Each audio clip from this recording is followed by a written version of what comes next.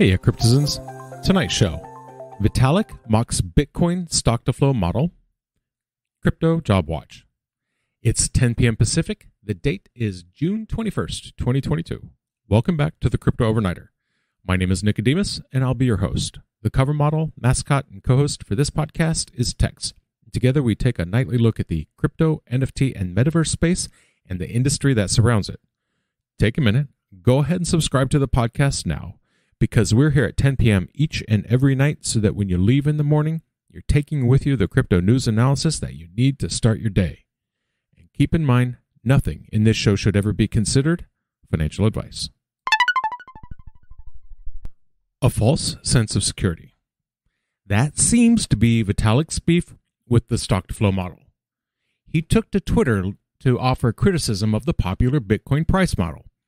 He is hardly the first. Over the course of the last couple of years, the StocktoFlow model has undergone a great deal of scrutiny from both believers and detractors alike. The StocktoFlow model, as it was applied to Bitcoin, was first published in 2019.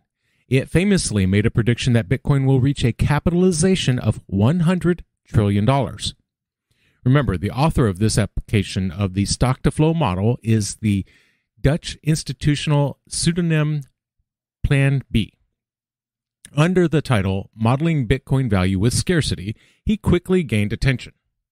The short version of the StocktoFlow model is this. There is a relationship between the amount of an asset that is mined every year and the amount that has already been mined. So let's take a look at gold as an example. Let's say gold is mined at a rate of 2% per year. I think it's like 1.5 to 2%. That's 2% of the amount that's currently in circulation. At the rate of 2% per year, that means it will take 50 years for the amount of gold available to double. That makes it scarce. Now, Plan B is the first I know of to apply the StocktoFlow model to Bitcoin. Because as I understand it, even people who are gold price wonks don't put the StocktoFlow model to predict the price point. They only put it to show why it has value. Now, according to Plan B's website, he is a former institutional investor. He's got 25 years of experience in the markets. His website also says that he has a legal and quantitative finance background. And it says that he's always been fascinated by modeling risk and return.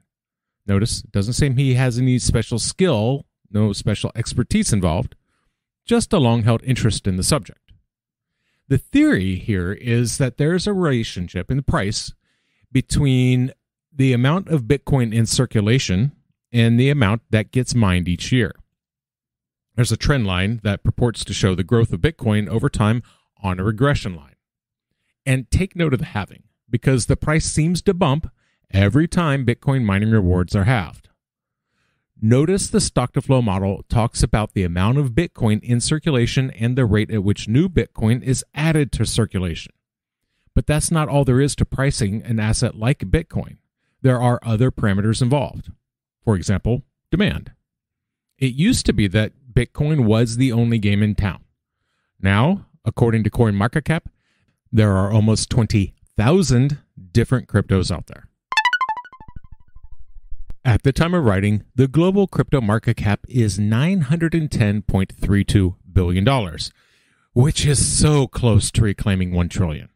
It's up 0.13% in 24.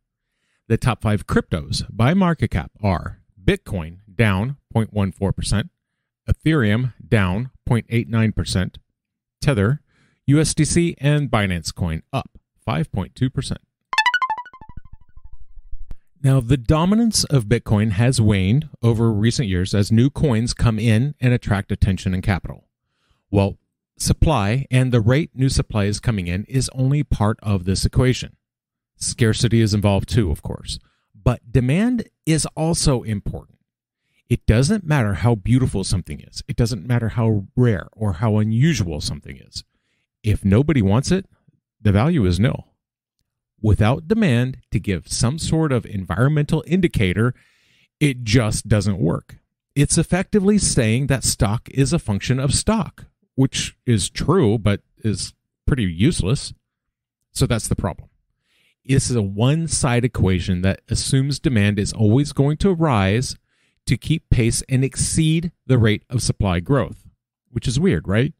His model says basically that the more Bitcoin in circulation there is, the higher the price will go, which is kind of the opposite of supply and demand. The hypothesis is effectively that as Bitcoin stock to flow goes up, so will its price. Now remember, this model has been used for assets prior to this, gold as an example, but gold's value isn't derived from the stock to flow. Now this model has limited usable data. Part of that is because price of gold used to be fixed. Yeah, before 1971, government dictated the price of gold, not the market. So you can't even count that data because at that point, the market determined how much it would buy at the price, but not what the price was. And so it was that on June 18th, Bitcoin broke the stock-to-flow model. The price dropped below the lower boundary. And when it dropped below $17,600, it raised questions about the model's usefulness. That $17,600 price broke the model by 2 standard deviations. And this 2 standard deviation thing is important because the model was invalidated last year. Remember, they were predicting Bitcoin would hit a price point of $100,000. Well, that didn't happen. And when it didn't happen, Plan B's response was that the price was still within 2 standard deviations. Well, that's no longer the case anymore. And it must have been this that Vitalik had in mind when he rebuked the whole concept. It's his position that financial models give people a false sense of security because, right? Everybody wants to know what's going on. Everybody thinks they know what's going on. And everybody wants to see the future.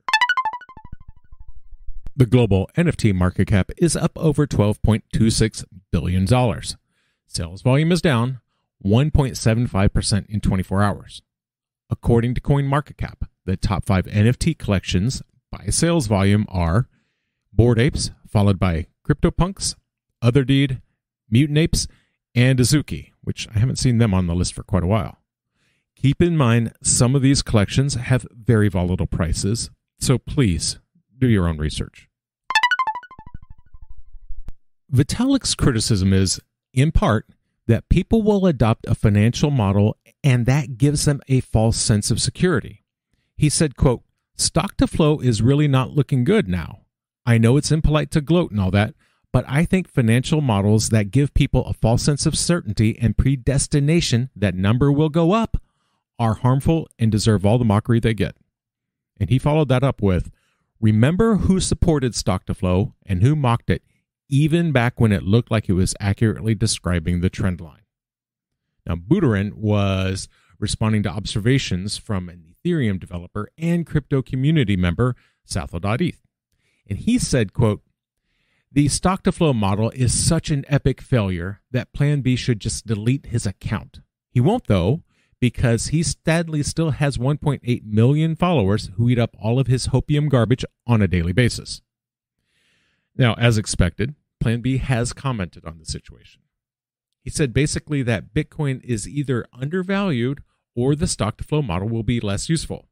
He told his 1.8 million followers, quote, "Bitcoin stock-to-flow original 2019 model and newest fit on most recent data, stock-to-flow model certainly had a good run from March of 2019 to March of 2022.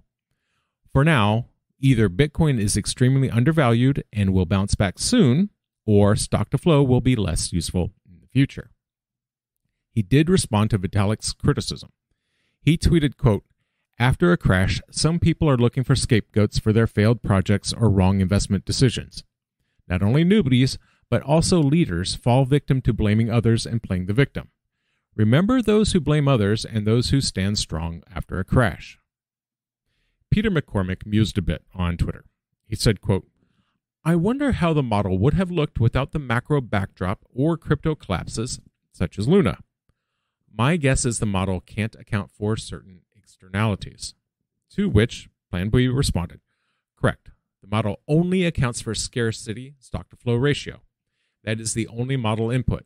All the rest, demand, macro, crypto, COVID, war, etc., causes deviation. The model is very rough. Also, current extreme macro backdrop causes all metrics, RSI, W2MA, etc., to show extreme values. So that lays out some flaws in the model as well. I'm not here to tell you whether the stock-to-flow model is right or wrong.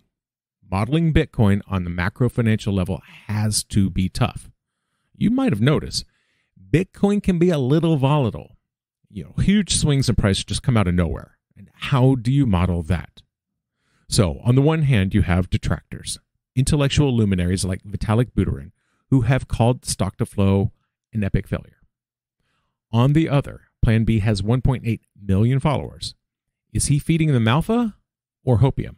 I'll leave that to you, the listener, to decide. I'll say this, though.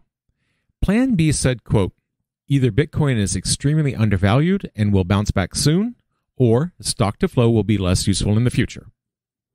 It could be both, my friends. Could be both. So I'm going to continue on with my new segment tonight. If you guys like it, I'll keep doing it. It's called Crypto Job Watch. And the idea came to me after doing story after story about this project or that exchange laying off tens, hundreds, and thousands of people. People need hope, but people also need help. So that's my intent. I want to highlight one job per night in the crypto industry. I don't know these companies. I don't work for any of them. I don't know anyone who works for them. So I'm not endorsing a job, and I'm not endorsing a company. I'm just offering a little help for someone who might need it. So the company tonight is Checkmate Partners. They are a hybrid venture capital recruitment fund. They invest in startups. They say that they put 50% of the organization's profits into tech startups every year. The job itself is blockchain engineer. Responsibilities are build secure smart contract protocols and back-end services to connect Coinbase users with the crypto ecosystem. Drive the standardization in crypto protocols by designing and defining interfaces. Mentor and train other team members on smart contract and blockchain best practices. Prepare software verification plans and quality assurance procedures. And the requirements: 1 year plus experience with Solidity and smart contract development, 1 year plus experience back-end development, experience with, interest in, and passion for the crypto ecosystem. They're offering between $130,000 and $190,000 per year, and you can apply right from their website at checkmatepartners.net. That's checkmatepartners.net to apply. And that's going to do it for us tonight. Thank you so much for joining us. If you enjoyed tonight's show, like, comment, and subscribe. Give us a glowing review, because that helps other people find their way to this podcast. Do you have questions or comments? Reach out and let us know. The email address is nick@cryptoovernighter.com. That's nick@cryptoovernighter.com. Or come find us on YouTube. Leave me a comment and maybe I'll read it into the next episode. You stay safe out there. Watch out for yourselves, but watch out for each other too. We'll see you tomorrow night.